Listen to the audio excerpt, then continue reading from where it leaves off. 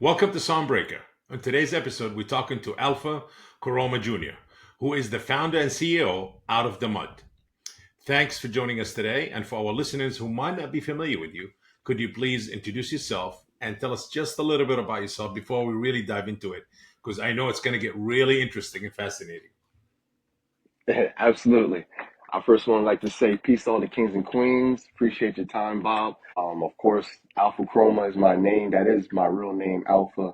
And I always like to start with that because people always think that's like uh, an alias or my artist name. But no, that's my birth name. I was born with it. Born and raised in New Jersey. I'm a Jersey boy.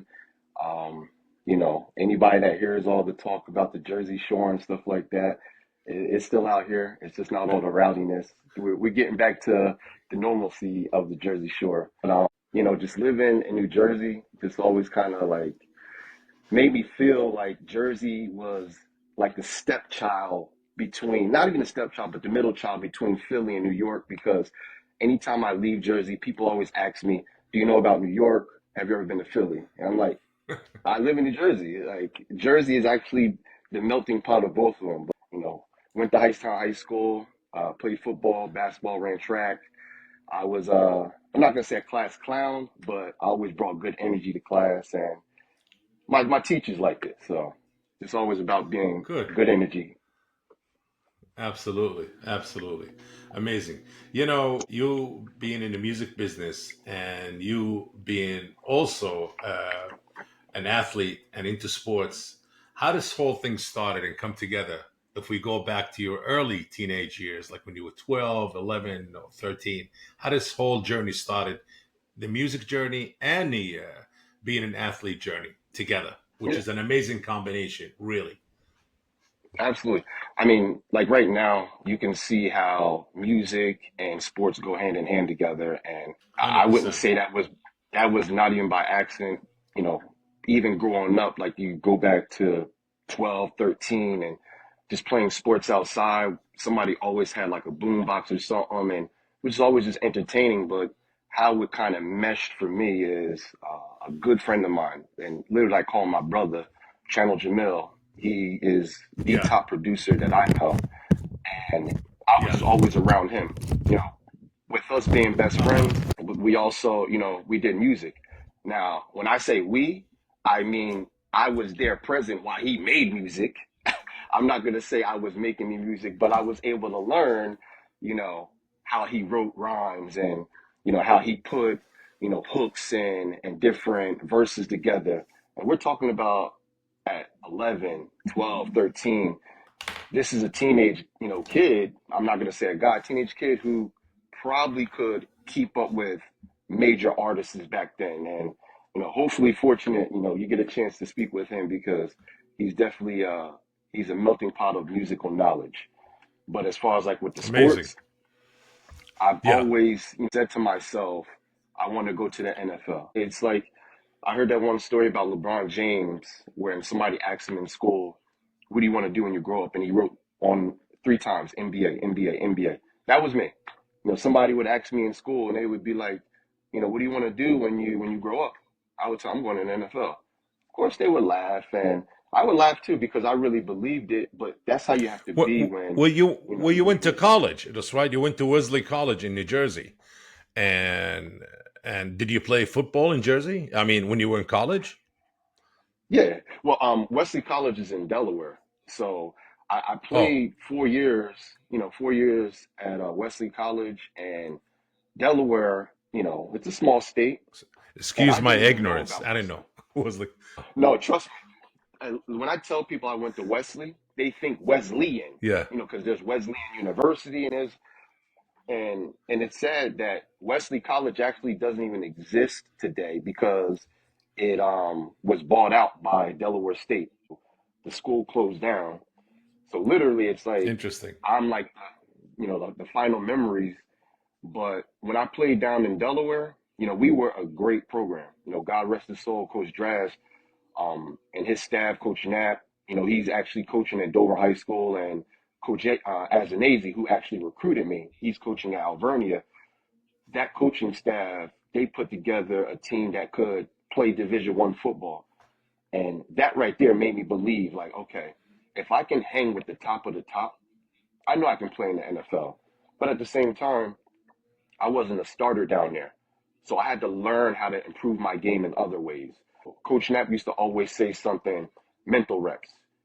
Get your mental reps in. So every time I practiced, if I wasn't running a play, I was getting my mental rep. And how that plays a part today is in the music industry, and not even music industry and business. If I'm not doing something physically, mentally in my mind, I'm getting it done. So when I get to the physical, it's like riding a bike. Just naturally just happens. I like that. So I Mental reps. I like that. I like that. I really do. you got to get your mental reps, and it's important because Yes. it's even you yourself. You understand where there'll be times where you won't be moving. You're not always going to be moving, but you're always going to be thinking. So as long as you're always thinking, you're getting those reps in. So once the movement starts, Yes. you out of here. So Game playing is on. sports, game is on. Game is on. So playing Yes. sports Yes. gave me that leadership mindset because it taught me leaders aren't the best players. Leaders aren't, the top person. Leaders are people that get the work done and can inspire people to get the work done. And that's what I do now. Absolutely correct.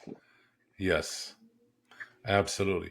So you were also, beside playing football, on your passion for it, you also did track. Am I right?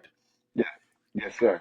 Track was very fun, and I got into track with a good friend of mine. He was actually my roommate at the time, Larry Beavers. He played for the Cardinals, not for the Cardinals, excuse me, for the Panthers, and he played for the Saints. So I got into track with him because I wanted to get ready for the pros, get my speed up, and track was one of those learning moments also because football speed is not track speed. Yes, I'm fast on the Yes. football field, but I was not always fast on on the track. And that's a humbling thing. And I always try to take situations that humble me and try to learn and try to put them in other areas. Because when you're humbled, you got to Hmm. look at yourself now. And there's Yes. a lot of Yes. humbling Absolutely. situations in Yeah. business. So track was a fun thing. Yes. I traveled a lot, went to a couple different places, met some good people, ate some good food. So it's always good. So you use track as an enhancement tool for your to up your game in football. Absolutely. It was, Great. my coach might not have liked me saying that, but it was strictly to get me prepared for professional football. Interesting. Very interesting. And then you were the captain, the team captain, in your senior year also. Yeah. And I was a Wow. senior captain my senior year playing football. And the reason why Hmm. that's special to me because like I mentioned previously, I wasn't a starter. I was a contributor. I Hmm. was a running back. There was like four or five other great running backs and we had to figure out how we were gonna, operate. You know, of course, you Amazing. can be the guy that's like, hey, I need to play, or you can be the guy that motivates everybody to be ready. That was my job. I wanted to make sure, okay, if I'm playing, I'm gonna be ready.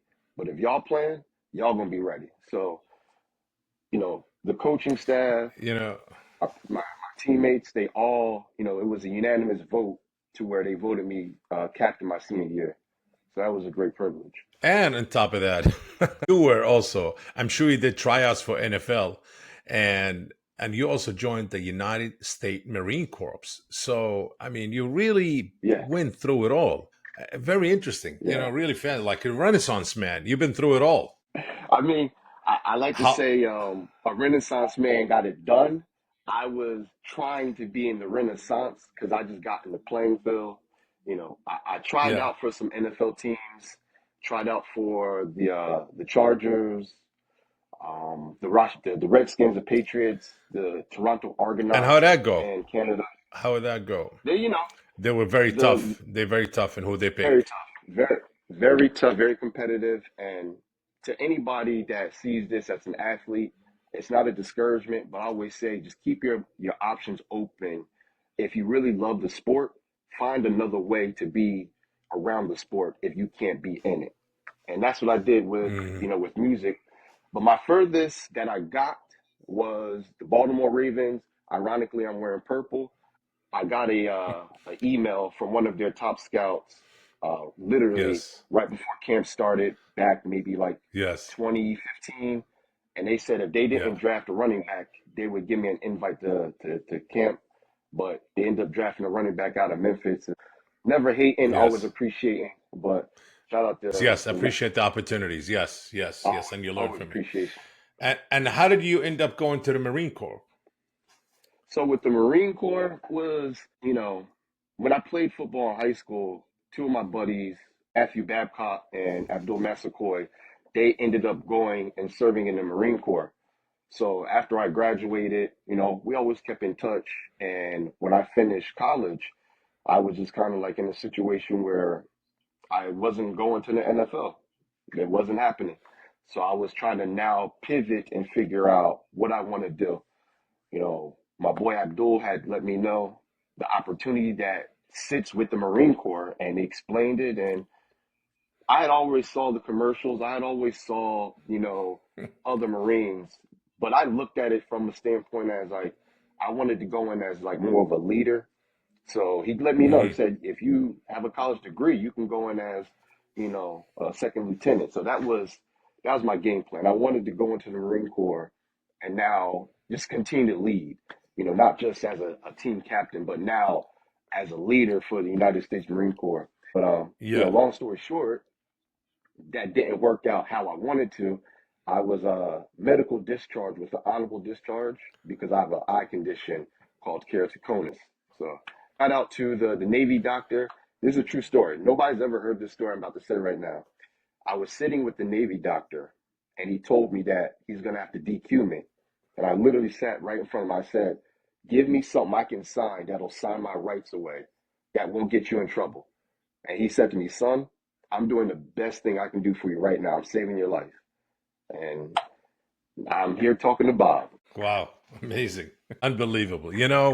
That's why I love this. What I'm doing here with this podcast is not for me to be known or famous or money. There's no money in podcast, but to me, Yeah. just the people I meet, I come up the story, the backstories behind the scenes, people in the music business. That's what it calls soundbreaker, people who carved their own path into the music business and they made it without any help or any musical, just for the love of being in the music business, the passion for whether the business side or the artist side. And it's so interesting coming across so many different stories, and it inspires me and it draws me more to it. Like, you know what? Anybody could do it. You follow your passion, have the right mindset. And it's not like you got to be special, no, or gifted. No, it's all about, just keep doing it. Just, take it seriously and pursue it and just stay at it. And obviously, the Yeah, longer keep you stay trucking. at it, the more you evolve and you learn more things Mm-hmm. and, you become more innovative to make it happen. But it's really interesting. Yeah. And your story, taking your story for instance, going through all of that, and now then you got involved into artist management and representing talent and some decent talent out there. Tell us the names, please, and also and started your own company, out of the mud, where you have distribution, you have management, working with artists, recording. It's the whole nine yards. Please, let's dive into that. And I'm sure a Yeah. lot of our This, listeners and viewers at Soundbreakers very, they anticipated to hear about, beside hearing about your story so far, which has got them interested and motivated. Let's dive into the music business. uh, this is what I'm passionate all about. This is what I think about 24/7. And just from the name Out the Mud, people come up with catchy names and phrases, to catch your attention. But Out the Mud is literally who I am. Everything I've done, everything I've accomplished has been from the ground up, has been from the mud up. And that's where I got Out the Mud. OTM Hood Rock, that's how we started. So OTM is the first part of Out the Mud.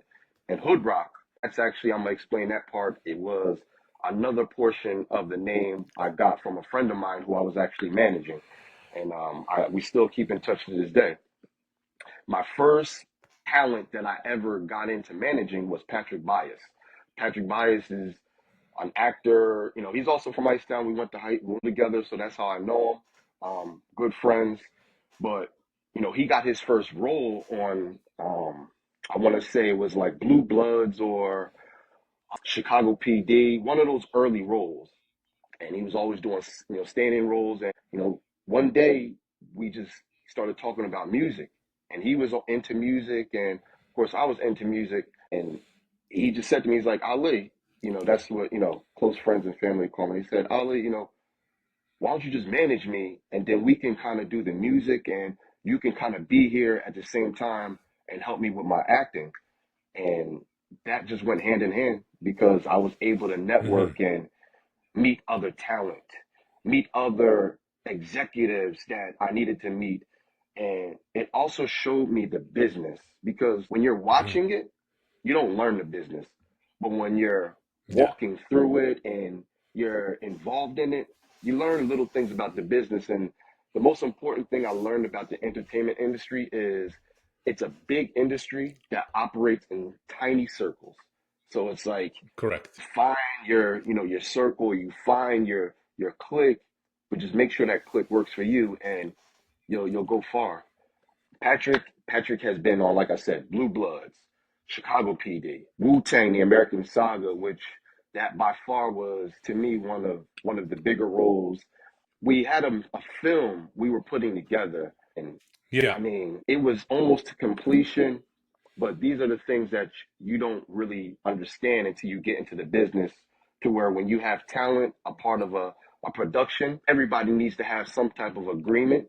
So that way, okay, you're getting this, you're getting that. Because once the production is complete and now you want to sell it, everybody's looking for, their percentage or their piece, or, their kind of like, I guess you can say, their cut.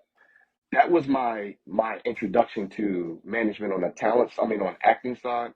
The music side was my first act was Rec Banga.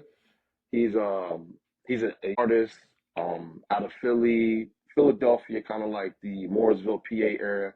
When I say that was like we just dove in. We dove in. We were just recording music. We recorded a lot of music at AMD Studios in Freehall. So shout out to them. Shout out Zaweso, big artist down in Dominican Republic.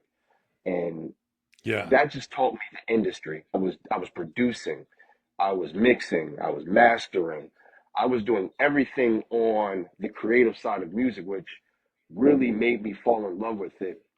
But at the same time, now we had to figure out how we're going to get ears on this music, how we're going to get people to know who you are, how we're going to get your fans to become fans of yours. And that's the part of the industry that is not talked about at all. The part of the industry that's talked about is, you make a record, you put it out, you get Billboard charts. Nobody talks about how we're going to figure out the strategy to get fans down in Philadelphia to want to start listening to your music, or nobody's going to, talk to you about how we're going to figure out a strategy to attract artists to want to come work with you now. So Yes. management really made me fall in love with the fact of you got to think, and it goes back to those mental reps. Like I'm always thinking, thinking, thinking, thinking, because there's so much work in entertainment. Anybody that says, man, I got the day off, like, and you're in the entertainment industry, you really ain't in the entertainment industry. It ain't no days off. Ain't no off season. 7 days a week. 7 days a week, literally. So Yes. that was Yes. my 24 hours. my Absolutely. Yeah. my early talent. I was able to start OTM Hood Rock with Rec Banga. Rec Banga, his tagline is the Hood Rock Star. So he's a rock star of the hood. And we were running with that, and shot him out. He just dropped his newest EP, American Idol, which I took a listen Yeah. to, and I shot him a text. And I told him, I said, this is the type of music we need to get back to. He had two tracks I Yes. liked on there, and I was like, I like these tracks. These are the tracks you got to get back to, because people are making music that they think is made for the radio. And I'm gonna give you some game right now. You need to make music for people, because they are the ones that are Yes. listening to it. They are the ones that are going to become fans. They're the ones that are going to actually give you a career. So we have to make music for yourself first, you know who you are, and for the people As an second. artist. So Yes. as an artist, I mean, I'm To I'm an maintain that artist. creative integrity in it. Yes. So it's a great word you use, the integrity. And a Yes. lot of people are sacrificing their integrity in music today. No, you We'll can't. move Yes. further into that. I won't get into it right this second, but that's what I don't do. I don't sacrifice my character or my integrity for the industry. Yeah. What I'm coming to do is I'm bringing my character integrity. You know, we create good music. We create stories. We create motivational, inspirational sounds. So that's what people are Yes. going to get from us. And now that we get to Out the Mud Music, so Out the Mud Music is the full-fledged music label. OTM Hood Rock is my marketing agency, and Out the Mud Music is the music that is going to be marketed on, OTM Hood Rock. And with that, I was able to, get some young talent, like some young hitters. Daystar, he's a young star out here. Young Chigo, another young star. HR the Kid. These are all young guys. When I say young, they're not even 22, 23. So I'm in the route of nurturing the artists, growing them, teaching them. Don't worry about what you see on social media because those people might already have a situation set up for them. That's why they act like that. What you have to do, you have to put out good music so people become a fan. You have to maintain good music so people stay a fan. And then you have to always be personable, have something that people feel like they can relate to. What's your story? How do people know you? Why do people follow you? And after Out the Mud Music, I have Marquee Music, and Marquee Music is my world imprint, which I have three artists in Africa. We have literally my brother is in Africa. He handles the music side in Africa for me for Marquee Music. We got three artists, two or three producers under the label, and Sunshine Soldier, who was the top artist in Africa right now in Ghana. We have him under Marquee Music. We're actually literally preparing for his concert in the Ashaiman, Ghana. It's going to be called Fire Concert. It's Amazing. going to happen September 9th.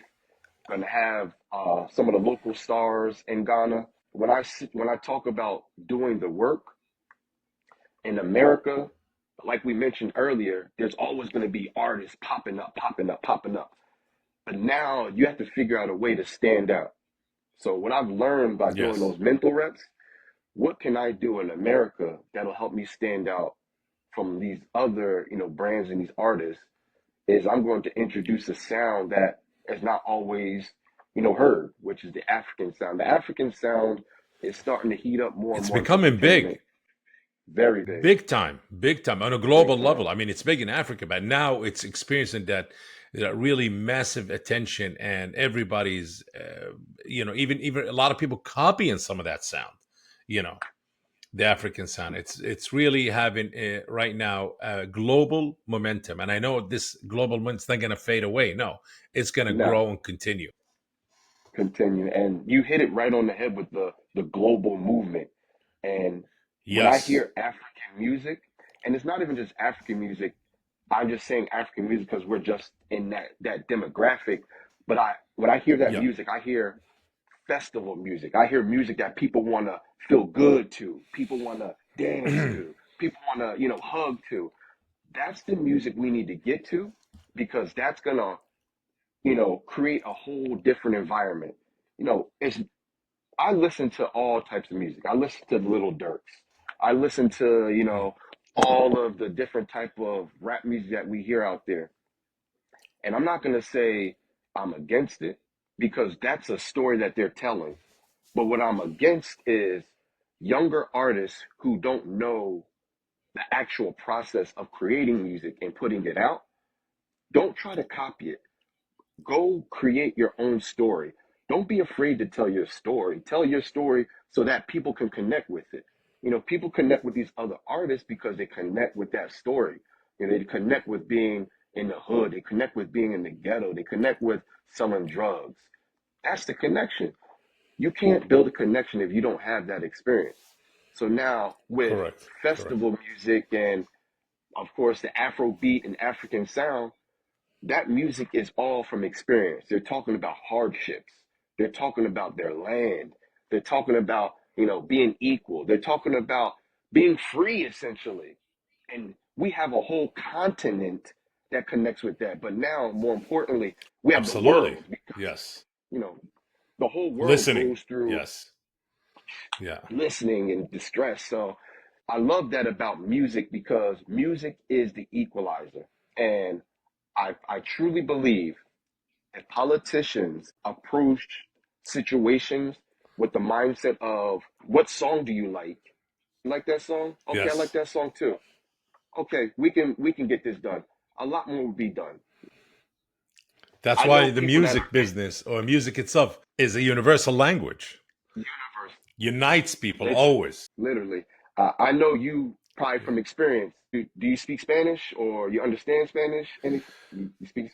A little bit, I mean, living in New York and Miami and everywhere else, like some of the big states in America, Spanish is a second language. In Miami, is a first language. So yes, I'm used to it. Even I can differentiate. If I can differentiate between if I heard a Cuban beat or a Mexican song, I could differentiate. Like this is not That's Mexican, it's Cuban. that. This is this. Yes, That's where I you was know. going to.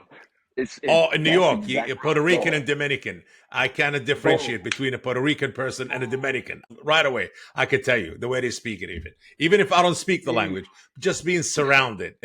Yes, the music. We're talking about music. Music is global, is universal. To me, two things.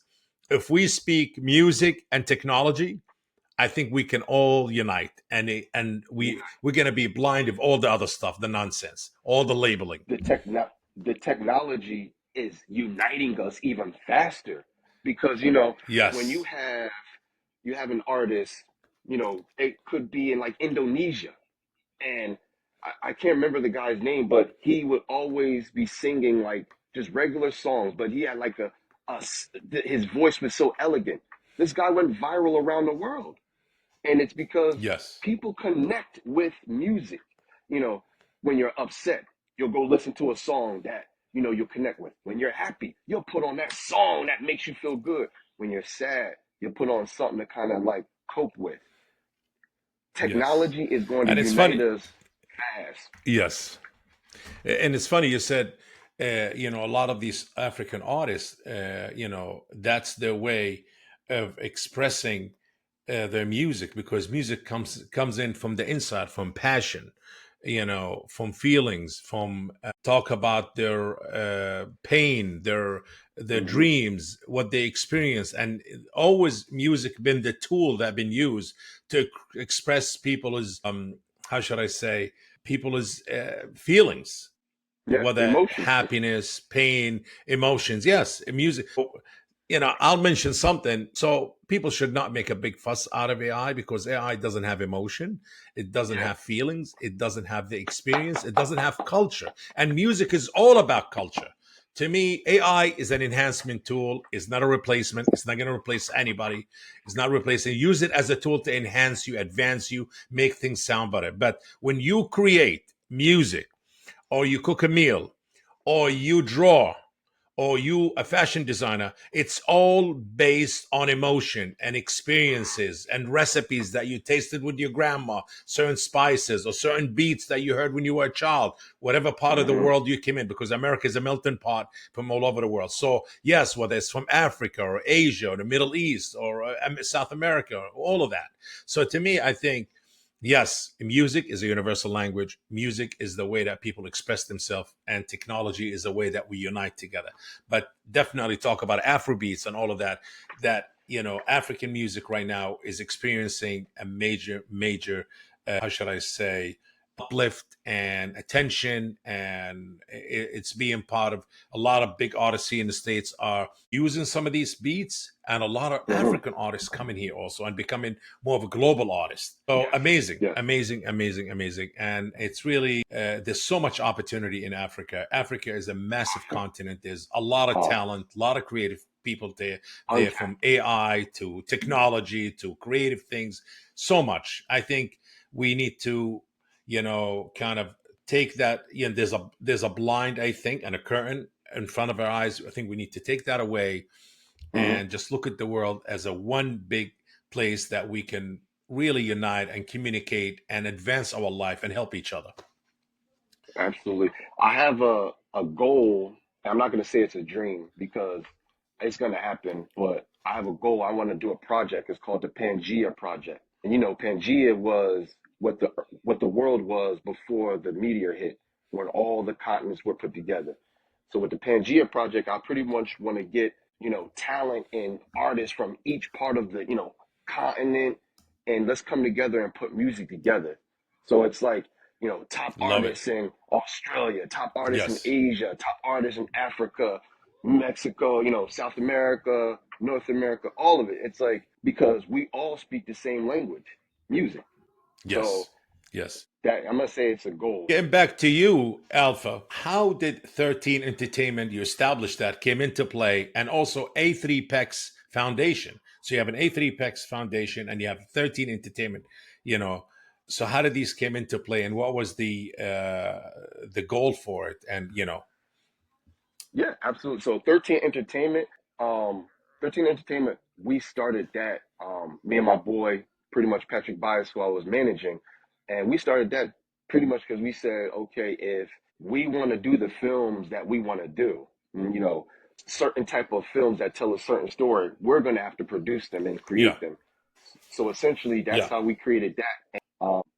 Just me and my brain, I just had this vision of just doing more than just movies, doing events and doing production, whether, music or podcasts or visuals. So 13 Entertainment is a production arm to our company. So any music videos, any podcasts, any productions that come under, for our talent is usually done by 13 Entertainment. Apex Foundation is a nonprofit that I started specifically just to tailor to creatives. Like anybody that is interested in being in the creative art space, whether as a dancer, an artist, you could hmm be, somebody that just writes poetry. It's all art. yes, I want to give you a foundation to build off of. I want to help you.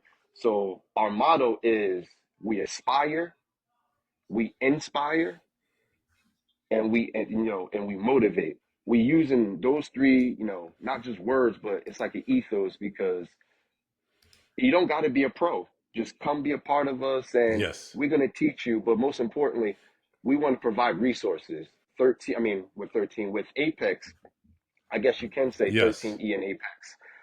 I was able to put together a showcase called Artistry. So with Artistry, we provide a platform for artists to come perform. We give you, the location, provide, all you got to do is just show up, and we give you tickets to, give to family and friends. So that way we help you build a fan base. We encourage interesting. artists to invite their friends and family, because what that'll happen is if 10 artists come and 10 artists bring 10 to 15 people each, we'll have 10 artists that are able to get new fans from these 150 people that we now have, because hmm they're not their fans directly.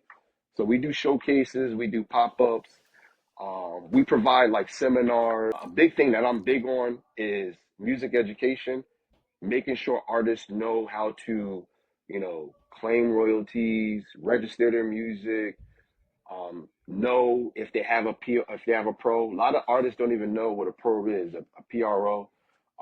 Know how to get their royalties. So I do a lot of like education to kind of let them know, like, yo, if you want to have a real career, you gotta know how you want to get paid. It just doesn't work where you're gonna get a million You got to dollar check. understand. Because if you're getting a Yes, $1 million check, yes. yeah, gotta understand it. Yes, amazing. Yeah, I'm noticing that you're always evolving. You're always evolving. You're always creating new things, and Yeah, which is extremely fascinating that you have that mindset and you just don't stop. You just keep going, innovating, growing, and going forward. I mean, I'm not a Dallas Cowboys fan, so shout out to New York Jets. Yes. But I love this quote by Jerry Jones. Jerry Jones said he saw the Dallas Cowboys stadium 5 years before he even made like a single purchase or made a decision on anything. He saw the entire stadium 5 years before he made a decision that he was going to get a new Dallas Cowboys stadium, which is, the new stadium they got now. And when I heard that, I took that and I was like, I get it. I need to see things 5 years ahead because Yes. you're gonna have to work on those things. That's literally where I'm at now. I'm at the point where right now, I give you a heads up, 2025. A lot of people are enjoying their summers right now. My summer's over. I'm already locked in for 2025, and I haven't That's had a it. You're in the summer in about grind. 3 years, 3 or 4 years. I haven't had a summer, but I'm proud of it. 2025 is going to be huge. Yes. We got Sunshine Soldiers project jumping off. We got events coming into play with different venues. We got the artistry back. We're going to have shows coming back. And that's, just the tip of the iceberg. But you got to think in advance because if you got to, best way to say it, nothing happens overnight. So with that being said, you have to always be thinking, okay, you know what? One day I'm gonna be at this level. Focus on one thing, get it done. Focus on another thing, get it done. Make a priority, get it done. Because now Hmm. you'll look back and you'll be like, oh, I'm pretty much all the way there. I thought this was just a dream. Start with the mental reps, turn them into physical reps. Yes. Always in the gym. Yes. You got to lift someplace, here or here. It's funny you mentioned Jerry Jones, and I think I saw that interview not too long ago. And it's to me, it's first, yes, he's seen it. So to me, it's you have to feel it, then envision it, and you'll see it, and then act on it. It's a whole process, but it's all mental. It's all inside of you. Anything you want to do in life, whether it's the stadium like Jerry Jones, or having a record label, or being a big artist, or perform on a big stage, or anything you want to do in life, I think, yes, you have to obviously have to think it, and you have to feel it, really feel it, and envision it, and then you'll see it and Yeah, act on it. And that's it. Make it a reality. it's just how you said it, and I hear it all the Yes. time. Think it, see it, achieve it, and Yes. just those three Yes. steps. Absolutely. So a lot of our viewers and and followers and listeners, once they see this interview, they're gonna be inspired by your journey because you literally carved your own path in everything you wanted, whether in the sports or being in the military or being in the music business and entertainment business. Are you still doing it and you're going forward and you're evolving? So, what advice you have for a young youth, females or males, that who's gonna watch this and say, you know what, he did it. I could do it. I could do the same. This is what I want to do. What's the do's and don't? What advice you have for them to do or not to do? And as you know, also the music and entertainment business is a bit about, there's a lot of gatekeeping. So how would Mhm. you advise them to avoid that and let them pursue their dreams and go further in life? Absolutely. First and foremost, I would definitely say anything that you want to do, you're gonna have to get it done yourself. Yes, you'll need a Hmm. team, but it's gonna be you who's gonna have to get it started, and then it's gonna be you who's gonna have to facilitate it. And with the facilitation, don't be afraid to, you know, delegate because you can't do everything yourself. You have to get it started, but you can't do it by yourself. Most importantly, block out the distractions. Do the work. It's so much work, especially being an entrepreneur. There's never a day where you can relax. Your relaxing should be your working. So get comfortable being uncomfortable because you're always going to be doing something. Whether you're on a vacation, you're still going to be working. Yes. So get Yes. comfortable doing work on vacation I'm guilty of that. and just I'm do the work. guilty of that. Yes. Yes. Good I advice. don't even fool myself trying to take a vacation because I'll still be doing the work. So I just stay home. But most importantly, that I want to say is do the work. I've taken Yes. that personally because I've learned if you don't do the work, Nobody's going to do it for you. And the work could be you Amazing. having to read a book that's going to teach you about the business you're going to get into. Yes. And feed your mind. It's always good to feed your mind. Somebody you need to meet to help you, Yes. advance your business, or just you Yes. doing a job that you really don't want to do because it's going to give you the Yes. experience you need to, to better your business. Do the work. And as far as, anybody that's getting Amazing. into the music and entertainment industry, this is 100% what I'm going to tell you. What you see on the TV, probably about 1% of it is real. The other 99% of it is acting. So the people you don't see, those are the people you need to look for because they're the ones that got the money.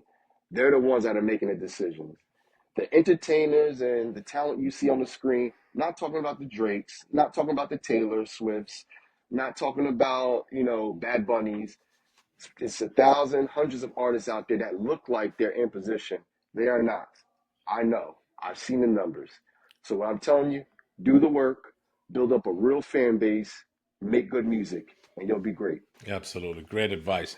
Anything that you would like to mention that's coming up on your platform or you doing so for viewers and listeners and others could go to it or watch for it or look for it in the next month or two or this summer Yeah. that you guys are going to be releasing or. So we got Sunshine Soldier releasing his EP. Literally haven't even gotten the name yet, but we got a release date for September.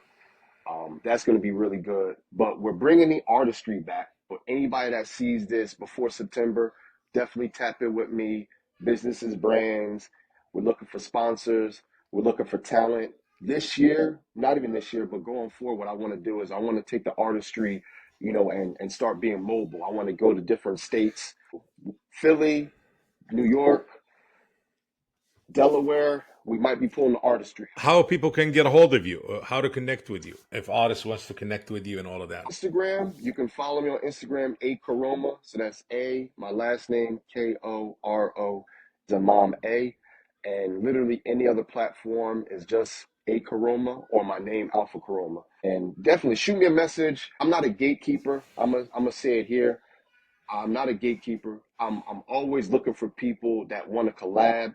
I'm always looking for people who want to share knowledge because collaboration is the true way to get to your next destination. You won't get anywhere without Yes. collaboration because you'll get to a point where you're stuck and you're going to need somebody to help you get over the wall. That's collaboration. Yes, abs 100%. 100%. Well, I have to say it's been a great, interesting interview, fascinating to me. I never know how the conversation would go, but it's always somewhere different and somewhere interesting, and it is always insightful to our viewers and listeners, and to me personally, always insightful and informative. I want to say thank you for joining us today. This concludes today's episode of Soundbreaker. Please make sure to follow us on socials and stay tuned for our new episode. Thank you and see you next time. Let me give a quick shout out to my team. Please do. Shout out Das Media. Shout out all my people. Spencer, Poppy outside. Shout out Channel Jamil, best producer out there. Shout out the team over in Africa. Promoter Jay, Sunshine Soldier, Young Barry, Love King. We going up, higher we go. Shout out to my queens, Daphne, Dez, Drew, Ransomware, that's coming soon. I shout out to my glam squad, China and Sierra. I got to get the whole team in there. One more, my guy Nick, Hey, it's the okay. Hollow Talk podcast. I got to make sure I get everybody in there. Live it up. Appreciate you, Bob. Hey, Appreciate you. it's all right. My pleasure, brother. My pleasure. That was awesome. You the man, Bob. You the man. If you enjoyed today's episode, make sure to share the Soundbreaker podcast. And if you are joining us on YouTube, please like this video and subscribe to the channel. Until next time.